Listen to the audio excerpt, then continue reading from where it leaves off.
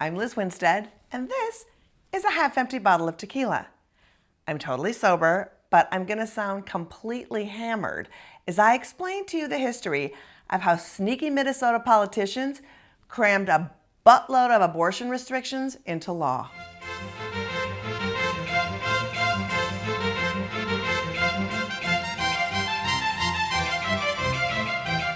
So up until late 2002, people in Minnesota were going about their business, and politicians spent their time not fixing roads and bridges or hiding in bushes spying on gay people during Pride events.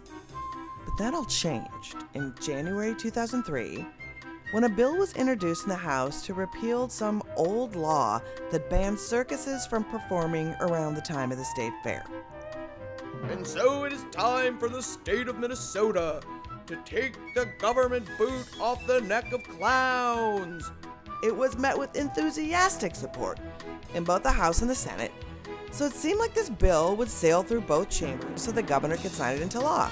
Easy peasy.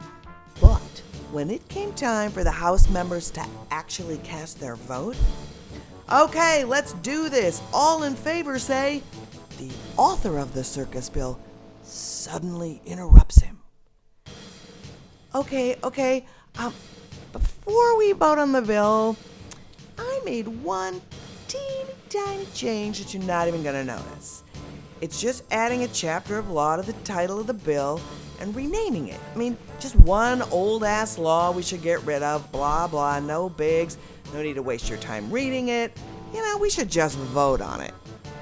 And lawmakers were like, oh, cool. There's probably lots of laws that we should be like, bye. So totes, let's just do a voice vote so we can all get to lunch and eat the shit out of a Juicy Lucy. All in favor? Yes!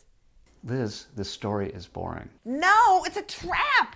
You see, the blah blah part of the amendment was a vague reference to abortion, and House rules say they can totally sneak in abortion language into the bill and then change the name of the bill to abortion bill. And if they get a vote on it and it passes, this allows them to pile on even more bullshit abortion amendments and then remove all the circus language entirely. And that's exactly what these sneaky womb raiders did.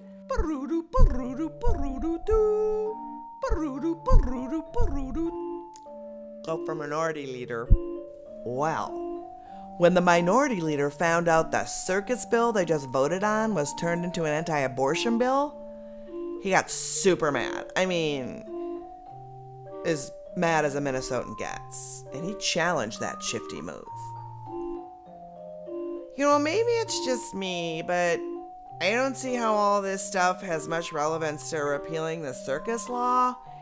I'm pretty sure there's not a ride at the fair called the ye old abortion mill. Sane clowns were also flummoxed. Yeah, no. We don't perform abortion at the circus.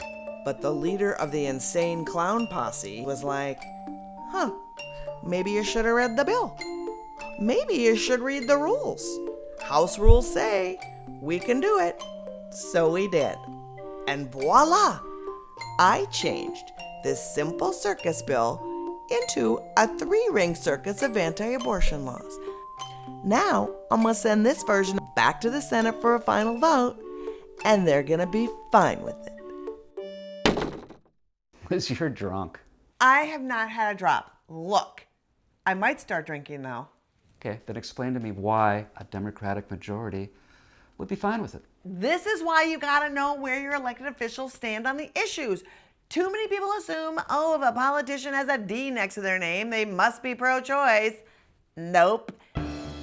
In Minnesota, the Senate had a Democratic majority, but many of those Democrats were also anti-choice and would vote with Republicans to pass this bill. So, while the Senate didn't expect the pro-circus bill they passed to turn into an anti-abortion bill, they weren't mad at it. They were more like, the menu says the House line is repeal the circus law, and that's what we all decided on. It was, but we decided to change it to abortion restrictions. It's fine. We like this wine. We really do. Seriously. All in favor of keeping this abortion restriction wine? Can we have a show of hands? See, it's all good. Abortion restrictions it is. Then, Governor Baden-Palenti signed the used to be a circus bill, but now it's an abortion bill, into law.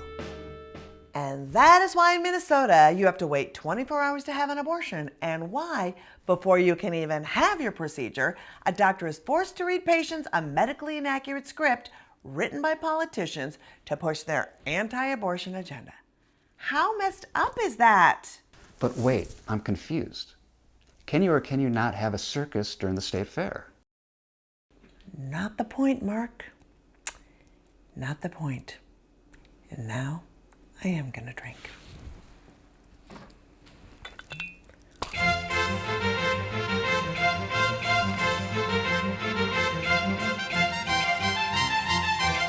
This message brought to you by Abortion Access Front. Get all the facts about Minnesota's abortion laws at unrestrictmn.org.